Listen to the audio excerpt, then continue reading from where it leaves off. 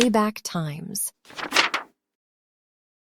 The hum of the server bank was the only company I kept past 10 p.m. Outside my 42nd floor window, the financial district glittered, a constellation of ambition and money.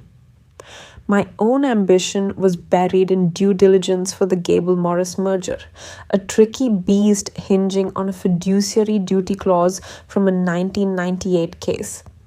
Sterling and Caine's digital archive was a labyrinth, but I knew its pathways. I typed the search terms and sipped cold chamomile tea that tasted like sweetened dust. The search returned 17 files. 16 were proper client matters. The 17th was a folder marked Harland Family LLC admin. No client number. No matter number. Just that cryptic label sitting like a single wrong note in a symphony. My cursor hovered, it was probably nothing. A file dumped in the wrong digital drawer, but my brain, trained for discrepancies, itched. I couldn't abide sloppy. I clicked. Inside were PDFs, scans of wire transfer authorization forms from the firm's primary operating account. I scanned the first. Date, 8 months ago. Amount, $75,000. Payee Holland Family LLC. Memo line, consulting discretionary. Authorized signatory, Marcus Thorne. My breath fogged the cool surface of my monitor. I scrolled. Another, same amount, different date, same memo, and another, a rhythmic quarterly bleeding of 75 grand. I started a mental tally. The dates spanned 2 years, 8 transfers, $600,000. My stomach did a slow cold roll. I pulled up the firm's internal directory, searched Harland, no results. Client database, nothing. Vendor management portal, 0. Harland Family LLC was a ghost with a very real appetite for the firm's money. The payee address was a P.O. box in Georgetown, Grand Cayman. A Cayman P.O. box. In my world, that wasn't an address. It was a plot point in a financial thriller. It was a red flag waving so vigorously it could cause a draft. And on every form was Marcuse's flawless, decisive signature. A signature I'd seen 1,000 times on bonus letters and my own promotion documents. This is a mistake, I told myself, a system glitch. An accounting code for some major client development thing Marcus handles. Discretionary consulting sounds legitimate. He's the managing partner. He has budgets you know nothing about. The rationalizations lined up neat and plausible, but they didn't sit right. If it was legitimate, why wasn't Harland in the vendor system? Why were the scans hidden in a mislabeled folder? Sterling Caine was militantly organized. We billed in 6-minute increments. We didn't lose track of casual wire transfers. I went back, my fingers suddenly clumsy. I'd missed 4 more from the previous year. 16 transfers total, $1.2 million. The chill started at the base of my skull, a trickle of ice water that spread down my spine. I minimized the window. The Gable-Morris documents glowed innocently on my screen. For a long minute, I just stared at the city lights, the silent, towering monuments to capital. One of them, I now suspected, housed a very elegant, very expensive secret. I couldn't leave it. I'm a litigator. My job is to follow evidence. I created a new blank document on my desktop and began transcribing facts. Dates, amounts, payee, signatory, the Cayman detail. I didn't copy the files. That would leave a digital footprint. But I wrote it all down. The sterile facts assembling into a terrifying hypothesis. At midnight, I logged out. The office was a tomb of polished granite and shadow. As the elevator descended, my reflection in the bronze doors looked the same as always. Anya Desai, charcoal suit, silk blouse, face composed. But inside, the ground had shifted. The next morning, the fear had hardened into a plan. Step 1, verify the anomaly. After my 10 o'clock call, I walked down to accounting on 38. The air there smelled of paper and warm electronics. Lena from accounts payable had a no nonsense grey bob and eyes that had seen every creative expense report in the history of the firm. I leaned casually on the ledge of her cubicle. Lena, hope you're surviving the end of quarter crush. She didn't look up. It survives me, dear. What do you need? I'm doing some historical benchmarking on case costs, I said, the lie smooth on my tongue. Marcus asked for a deep dive. I'm trying to reconcile some old discretionary consulting payments. Do you have a second to pull up the vendor Holland Family LLC? I just need the tax ID for our files. Her fingers paused. She finally looked at me, her expression unreadable. Holland? Yes, should be in the system. Quarterly payments around 75K. Lena turned slowly back to her monitor. She typed, she waited. She shook her head once, a tight, small motion. Not in the vendor database. That's odd. The wire auths have Marcus's signature. Maybe it's coded differently? Her gaze snapped to me, sharper now. Where did you see these authorizations? In the document archive, while I was pulling something else. I kept my tone light, professionally puzzled. Lena's lips pressed into a thin line. She looked over my shoulder, then back at her blank screen. That's a Marcus matter, she said, her voice dropping. Not coded through us, don't worry about it. 4 words, don't worry about it. In a law firm, that's not reassurance. It's a command, a warning. Right, I said, my smile feeling brittle. Of course. Thanks anyway, Lena. I walked back to the elevators, the click of my heels too loud in the silent hallway. A Marcus matter, not a client matter, not a firm matter, a Marcus matter. And Lena knew about it, knew enough to be afraid. The trapdoor in my stomach opened wider. That night, I didn't go home. I went to my kitchen table, cleared the mail, and opened my personal laptop. The firm's network was a pane of glass. Marcus owned the house. This research had to happen off-grid. I started with the obvious, Sarbanes-Oxley. I read it with new eyes. Section 806 promised protection for employees of publicly traded companies who provide evidence of fraud. But Sterling and Caine was a private partnership. My heart sank a little. Did it apply? I dug deeper into the Dodd-Frank Act.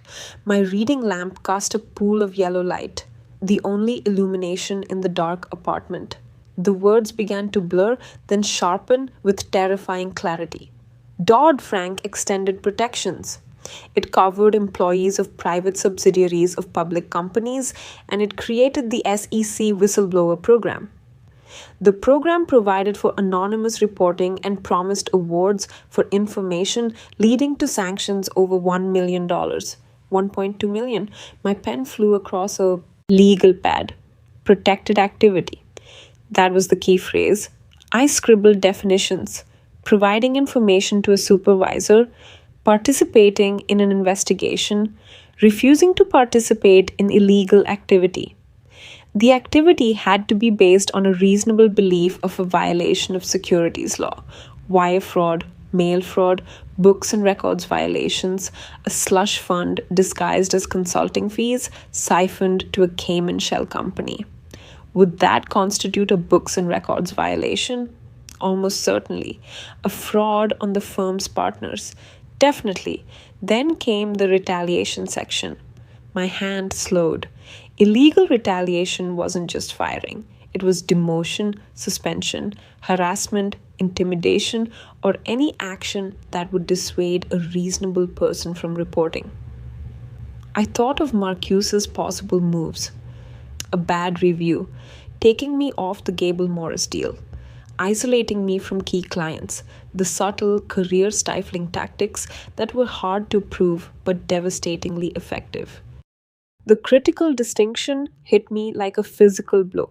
Reporting internally to a supervisor was protected activity, but if the company retaliated, the path to remedy was through a lawsuit or an administrative complaint.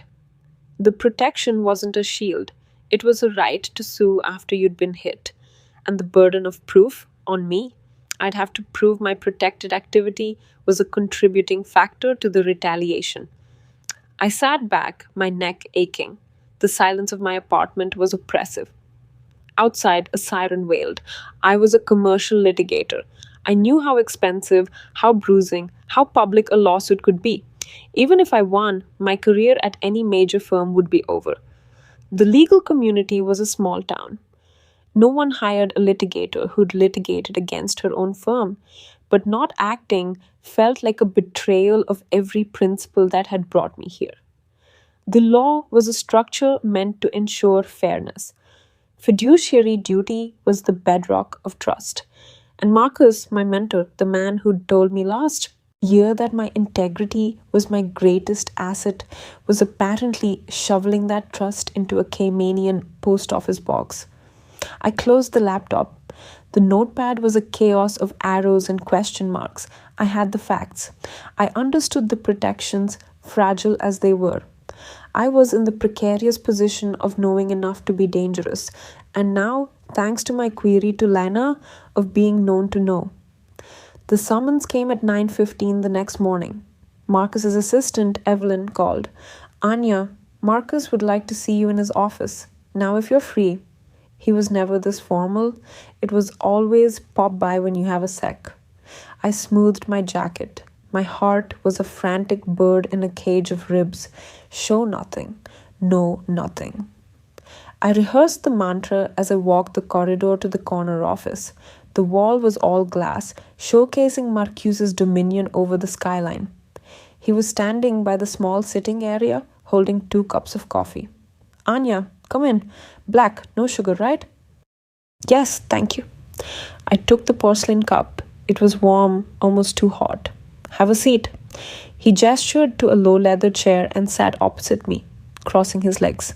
He looked impeccable in a suit that cost more than my monthly rent.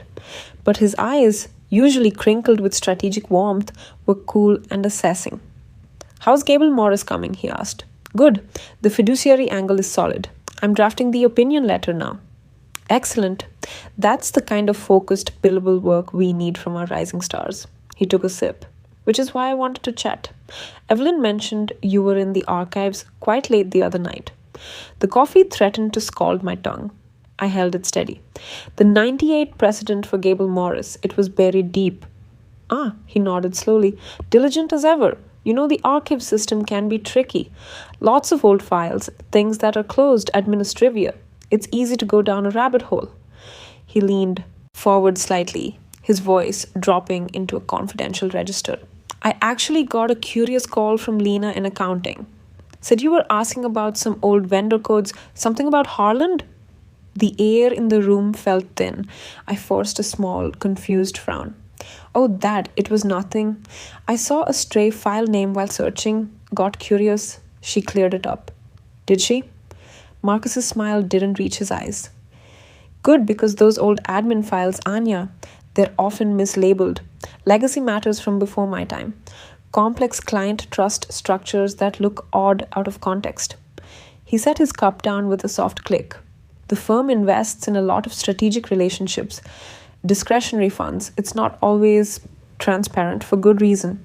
He was offering me a story, a plausible, exonerating narrative wrapped in a warning. Look away. This is above your pay grade. I understand, I said, my voice even. I was just being thorough. Thorough is your trademark. It's why you're here. He stood up, signaling the end. But let's channel that thoroughness into the work that matters, yes? The work that feeds the firm and us. He clapped a hand on my shoulder. It felt heavy. No more midnight archaeology. You have a brilliant future here, Anya. Don't get distracted by ghosts in the machine. I stood, my legs steady through sheer will. Of course. Thank you for the coffee, Marcus. Anytime. I walked out past Evelyn's sympathetic smile. Back at my office, I closed the door softly. I placed the unfinished coffee on my desk and looked at my hands. They were trembling. The conversation played back, a masterpiece of subtext. Rabbit hole, ghosts in the machine, strategic relationships. Don't get distracted. He hadn't asked what I saw. He'd told me what it wasn't, and he'd made it clear my curiosity had been noted. The threat was in the shift of atmosphere, the reminder of my place. 2 facts now sat in my mind. cold and hard as stones. 1. The hard-earned payments were not a mistake. They were real, they were secret, and Marcus was guarding them. 2. He knew I'd found them. The trap, I realized, wasn't something he was setting for me. It was the one I was already in. The coffee from my meeting with Marcus grew a skin of beige film in its Sterling and Caine monogrammed mug. I left it on my desk like a tombstone. For 3 days, I was the model of contrition. I billed 12-hour days on the Gable Morris matter. I spoke only when spoken to in meetings. I did not go near the archives. On the 4th day, the isolation began. The email from Evelyn arrived at 8:02 a.m. The subject line read, Gable Morris Steering Committee Meeting, 10 a.m. I was on the original invite. This one was an update. It stated the location had changed to Marcus's conference room and included a new note. Attendance limited to equity partners only for this session. Your materials have been forwarded. A cold needle pricked between my shoulder blades. I was the lead associate on Gable Morris. My presence was not just expected, it was required. I had drafted the materials myself. I knew every nuance. The phrase limited to equity partners was not an update. It was a polite lockout. I replied with a single line. Understood. Please let me know if any follow-up is required from the notes. My tone was professional and unflinching. At 10:15, walking back from the copy room, I passed the glass wall of Marcuse's conference room. Inside, the 6 equity partners were clustered around the table. Marcus was gesturing at a flowchart I had created. He caught my eye through the glass. His gaze held for a fraction of a second too long before he turned back to the group, smiling at something another partner said. The message was clear and silent. You are on the other side of this glass now. The next escalation was digital. I needed to pull the billing history for the Clayton Aerospace Defense, another of my major clients. When I tried to access the detailed financial server, the system spun for a moment and returned a stark error message. Access denied. Please contact system administrator. I did not contact anyone. I just sat back, my hands flat on the cool wood of my desk. They were cutting off my lines of sight. First the strategy, now the numbers. It was a slow professional suffocation. That afternoon, I called in a favor. David Chen had been 2 years ahead of me at Yale Law. He was now a senior attorney in the SEC's Division of Enforcement. We met at a tea shop 5 blocks from the office, a place of bamboo and soft light that smelled of jasmine and damp earth. Anya, you look intense, David said, settling into the chair opposite me. He had always been direct. I need some hypotheticals, I said, keeping my voice low. Off the record. Truly? He stirred his matcha. Always. I laid it out in clean, abstract terms. A private partnership, suspected misappropriation via a shell company, a managing partner implicated, a junior partner who finds it. David listened, his face a mask of professional calm. When I finished, he said, Your hypothetical junior partner has already made a fatal error. What? I asked. They looked, he said. They asked an internal question that alerted the subject. They are now a known variable. He took a sip of his tea. The window for quiet internal resolution is likely closed. The subject will be covering tracks and managing the threat. The confirmation felt like a punch to my sternum. So what is the move? I asked. Evidence, he said. Chain of custody. You need to preserve everything, but in a way that does not constitute theft of firm property. Screenshots maybe, but metadata is key. And then a protected disclosure. To the SEC, I asked, if it involves securities law or books and records violations, yes, he confirmed, under Dodd-Frank. But it has to be a formal disclosure. An anonymous tip to the hotline starts a process. But for full retaliation protection, you need to file a formal TCR, a tip, complaint, or referral, with the whistleblower office. That creates the paper trail. That is your shield, hypothetically speaking. And if the firm retaliates before that, I pressed. David's eyes were sharp. Then your hypothetical friend is in a much weaker position. The shield works best if you raise it before the arrows start flying. Once you are fired, you are playing defense in a very expensive and very public game. He leaned forward. The other move is OSHA, Occupational Safety and Health. For fraud? I asked, confused. Sarbanes-Oxley whistleblower complaints are filed with the Department of Labor and investigated by OSHA, he explained. You have 180 days from the Retaliatory Act. It is an administrative path. Quieter than court, but slower. And it requires an actual adverse action like termination, demotion, or suspension. I absorbed this, the pathways branching and twisting in my mind. So the sequence matters, I summarized. Document. Preserve, disclose to the agency, then brace for impact. Exactly, David said. And your friend should lawyer up, not a litigator. An employment lawyer who specializes in whistleblower retaliation. Today, I left the tea shop with a receipt I would immediately shred and a brain buzzing with tactical diagrams. David's final handshake had been firm. Good luck, Anya. It is a shitty club to join. My next stop was a nondescript office building in Midtown. Felicia Vance's law firm, Vance & Locke, occupied half of the 12th floor.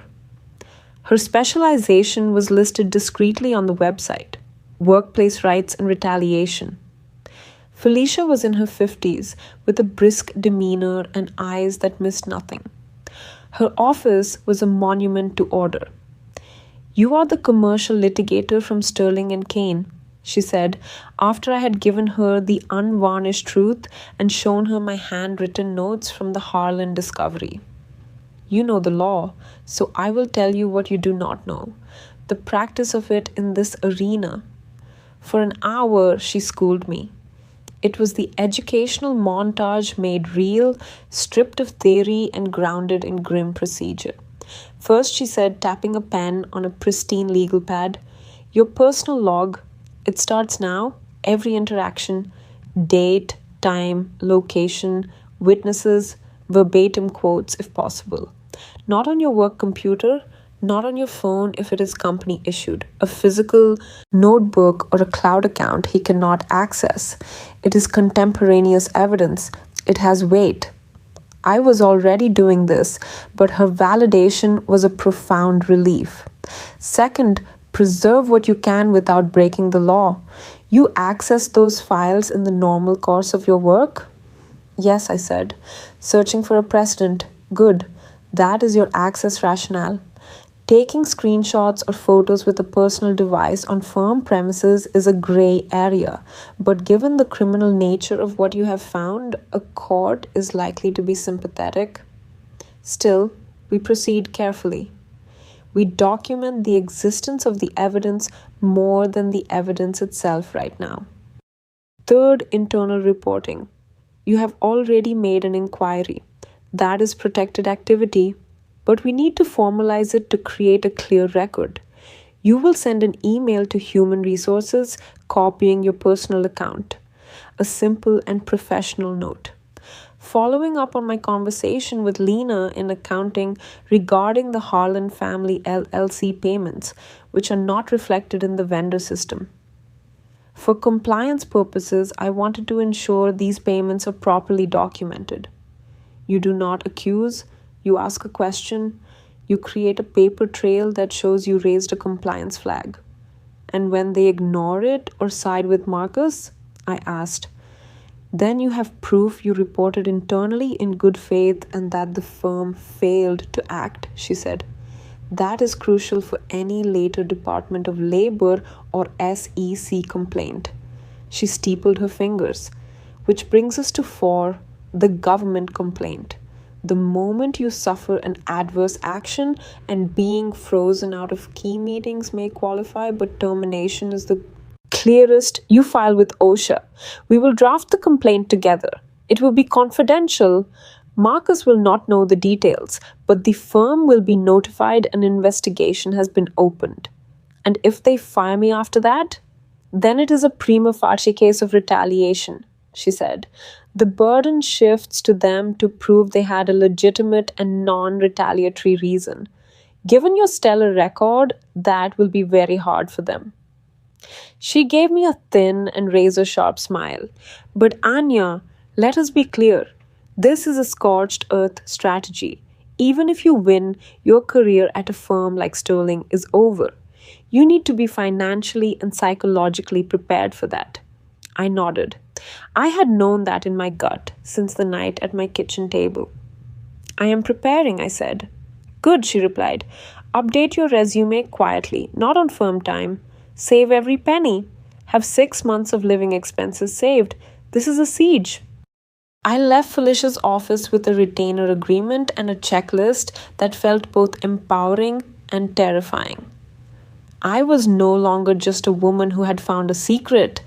I was a plaintiff in waiting, building a case against my own life. Back at Sterling Caine, I performed. I was a ghost of my former self, efficient, quiet, compliant. I let Marcus believe his intimidation was working. I saw the subtle relaxation in his shoulders when we passed in the hall and the return of his avuncular and condescending tone. His demeanor said she is back in line. The paralegal, Sarah, who had worked with me for 5 years, confirmed the shift. We were finalizing a filing in my office late one evening. As she gathered her things, she hesitated at the door. Anya? Yes, Sarah, I asked. She did not meet my eyes, fiddling with the strap of her bag. I heard you were asking about some of Marcus's special projects. The Harlan thing. My blood went still. Where did you hear that? It does not matter, she whispered. She finally looked at me, her expression strained. Just be careful, okay? People who ask too many questions about that stuff, they do not do well here. They tend to lose focus, have performance issues. She gave me a meaningful and frightened look and slipped out. The message had been delivered through the firm's gossip network. A whispered campaign was starting. The groundwork for my upcoming performance issues was being laid. Then came the test. Marcus called me into his office again. This time he was all warmth. Anya, come in. I have an opportunity for you. On his desk was a thin file. New client prospect, Triton Diagnostics. They are in a bit of a spat with their former CFO over some aggressive accounting practices. The CFO is threatening to go public with some unflattering interpretations. They need a lawyer who can be both tough and discreet. Someone who understands fiduciary duty but is not afraid of gray areas. He slid the file toward me. I think it is perfect for you. A chance to run your own show and bill major hours. It could be partnership making. I opened the file. A quick scan of the summary made my stomach turn. Triton was accused of backdating contracts to meet revenue targets. The aggressive accounting was, by any reasonable standard, fraud. The spat was a whistleblower dispute. They did not want a litigator, they wanted a silencer. Someone to discredit the CFO, bury the issue in discovery, and keep it away from the SEC. It was a loyalty test. Would I bend my ethics for career advancement? Would I get my hands dirty in his world? I looked up at Marcus. His smile was genuine now, anticipating my gratitude. This was the carrot after the stick. Join the club, share the spoils, forget what you saw. I closed the file. It sounds complex, but my plate is extremely full with Gable Morris and Clayton Aerospace.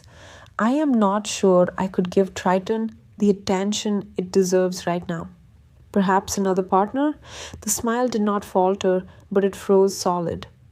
The warmth in his eyes evaporated, replaced by a glacial calculation. I see. Commitment issues, Anya. This is the big leagues.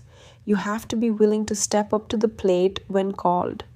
It is about capacity, not willingness, I said, standing. I would not want to do a disservice to the client. Thank you for considering me. I walked out, leaving the file on his desk. I knew what came next. It arrived 2 days later. An email from Marcuse's personal account, not his assistant. Anya, we need to talk. My office, 7 p.m. tonight. The timing was deliberate.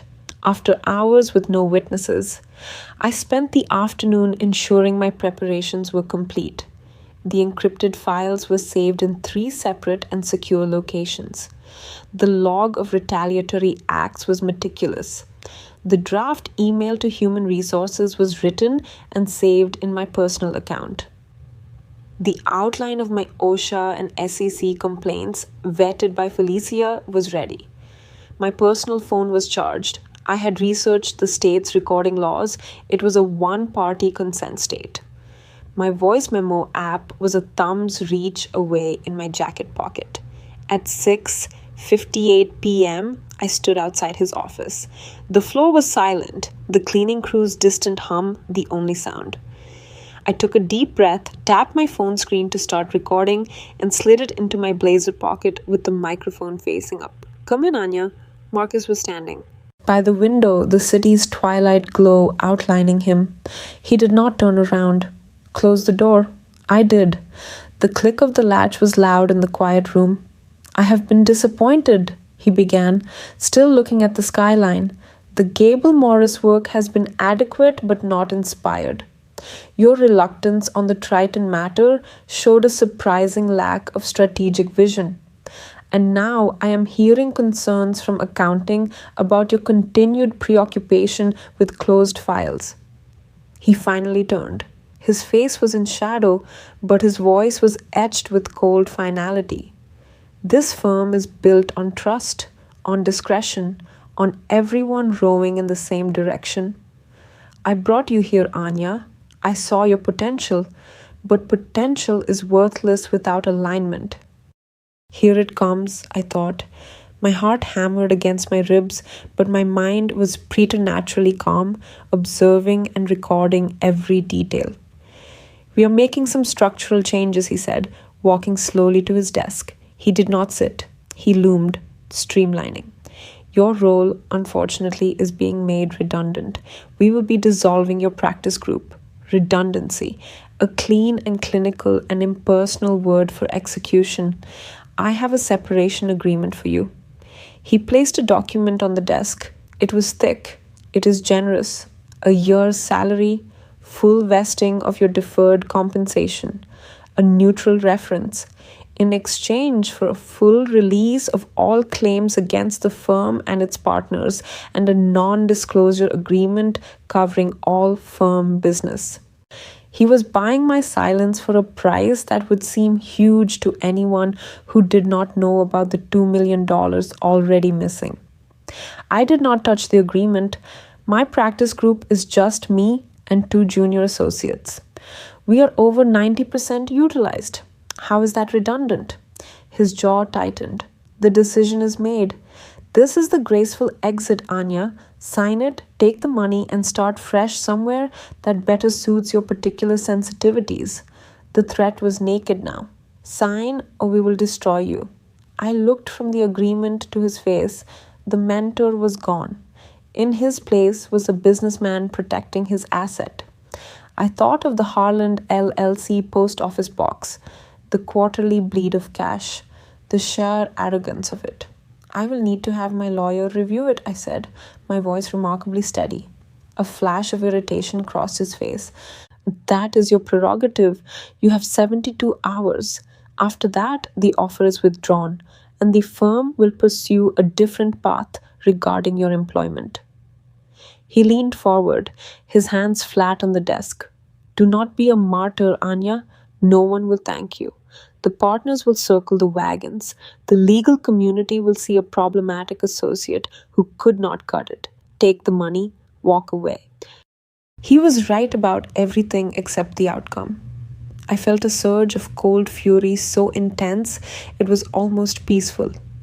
This was the trap, and I was now fully in its jaws. I understand, I said. I picked up the heavy separation agreement. I did not look at him again. I turned and walked out of his office, the door whispering shut behind me. In the empty hallway, the only sounds were the faint whir of the recording still running in my pocket and the thunder of my own heart. I did not go to my office. I walked straight to the elevator, to the lobby, and out into the cool evening air. The trap had been sprung. My employment was over. But as I hailed a cab, the weight in my briefcase was not just a termination agreement. It was the trigger. I had my contemporaneous log. I had my recording of the ultimatum. I had my evidence preserved. The protected disclosures were no longer a hypothetical next step. They were the only move I had left. The game was on, and Marcus Thorne had just made his final and fatal mistake. He had shown me the exact shape of the knife before he tried to use it. The email arrived at 5:01 a.m., a masterpiece of cowardice. It read, "Dear Anya, after careful consideration, the executive committee has accepted the recommendation to eliminate your position. Your access credentials have been revoked. Please coordinate with building security to collect your personal effects. A separation agreement is enclosed." It was signed by the head of HR, but it smelled of Marcuse's aftershave, that expensive, spicy scent he wore like armor. I read it once, then set my phone down on the kitchen counter. The sunrise was just beginning to bleed orange over the rooftops. I felt nothing but a profound, crystalline calm. The trap had closed. Now it was time to spring my own. The Sterling and Caine annual leadership retreat was always held at the Chatham Lodge, a sprawling estate 2 hours north of the city. It was where partnerships were cemented, bonuses were hinted at, and the myth of the firm's unassailable integrity was polished to a high gloss. I knew the schedule. Marcus's keynote address on the unshakable pillars of our practice was at 11 a.m. At 10:55, I walked through the heavy oak doors of the grand ballroom. The room was a sea of dark suits and silk blouses, the air thick with the scent of coffee, pastries, and ambition. At the front, on a low stage, flanked by the firm's crest, Marcus was adjusting his microphone, sharing a laugh with the senior tax partner. He looked triumphant. I didn't skulk. I walked down the central aisle with the same purposeful stride I'd used for 10 years. Heads turned, whispers rippled. I saw Sarah, the paralegal, her eyes wide with shock. I saw Lena from accounting, who paled and looked away. Marcus saw me. His smile faltered, then hardened into a mask of paternal disappointment. He leaned toward the mic. "If you'll all take your seats, we'll begin." I stopped 10 feet from the stage. I wore a simple navy suit, not my usual courtroom armor. I looked professional, unthreatening, and utterly out of place. Marcuse's eyes narrowed. He made a subtle gesture to a junior partner near the aisle who stood up, looking uncertain. "Anya," Marcuse said, his voice amplified, dripping with condescending concern. "This is a private firm event. I believe you received communication regarding your status this morning." The room was utterly silent now. 200 of the firm's brightest stared. "I did," I said, my voice clear and carrying without a microphone. "Which is why I'm here." Marcus's face flushed with a mix of anger and performative pity. He played to the crowd. "Anya, please, this is sad. You couldn't meet the standards here, and now you're making a scene. This isn't you. Don't humiliate yourself further. Security will escort you out if they must." A few people shifted uncomfortably. This was the narrative he'd planted Anya Desai, the mediocre lawyer who cracked under pressure. I didn't move. I reached into my leather portfolio, not for a weapon, but for a single sheet of paper. I filed a confidential disclosure with the Securities and Exchange Commission's whistleblower office at 8:02 a.m. yesterday. I said, my voice flat. factual. A copy was simultaneously delivered to the fraud section of the Department of Justice. The subject, the systematic misappropriation of approximately $2 million from Sterling Caine's operating accounts over the past 2 years, disguised as discretionary consulting fees paid to Harland Family LLC, a shell company with a P.O. box in the Cayman Islands. The silence became something else, a vacuum sucking the air from the room. Marcus's smugness evaporated, replaced by a stunned, waxen pallor. "You're lying," he sputtered, but the mic caught the tremor in his voice. I held up the paper. It was a certified mail receipt. The evidence packet included 16 wire transfer authorizations, all bearing your signature, Marcus. It included a forensic analysis of the firm's archive, showing the Harlan folder was deliberately kept outside the client database. It included a timeline of my protected activity, my initial inquiry to accounting, my notes from our meeting where you told me to focus on billable work and called it a Marcus matter, and the recording of our conversation last night where you threatened my career if I didn't sign a release, an NDA, in exchange for my silence about the fraud. A collective gasp went through the ballroom. Board members seated at the front were staring at Marcus with dawning horror. "You recorded me?" Marcus roared, losing all composure, pointing a shaking finger. "That's illegal. It's a one-party consent state," I said, cutting him off. "Perfectly legal, and it captures you explicitly tying my termination to my questions about Harland. That's textbook retaliation under Dodd-Frank and Sarbanes-Oxley. The firing email this morning, sent hours after my protected disclosure was logged by the government, is now a separate federal crime." I turned to address the room, my gaze sweeping over the stunned faces of the partners, the associates, the board. My lawyer filed a wrongful termination and retaliation lawsuit with the state court this morning.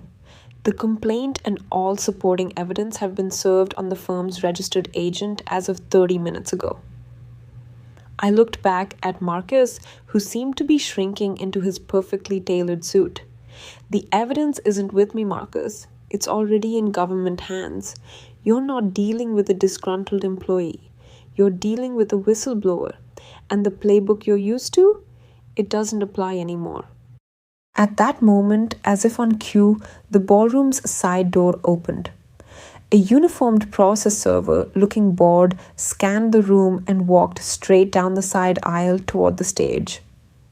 He handed a thick, legal-sized envelope to the chair of the firm's board, a silver-haired man named Arthur Brigham, who had been watching with an expression of granite fury. "For the firm and for Marcus Thorne personally," the server said, his voice echoing in the silence, before turning and walking out. The spell broke. The room erupted into chaos, shouted questions, the scrape of chairs, partners clustering together. Marcus stood frozen at the podium, his mouth working soundlessly. He wasn't looking at me anymore.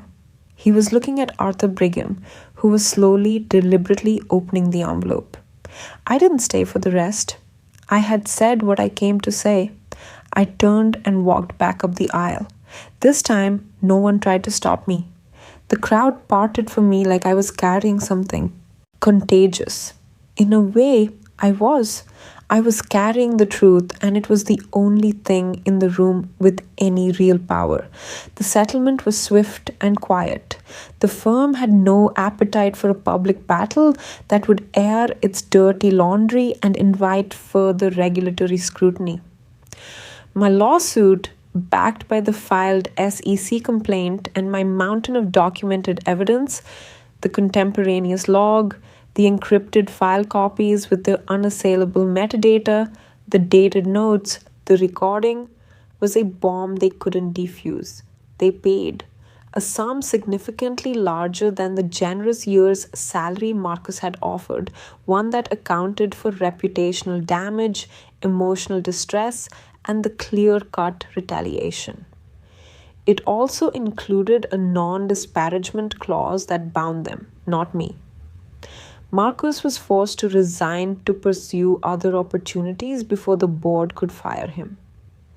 The last I heard, he was under investigation by the state bar and had sold his apartment to pay his legal fees.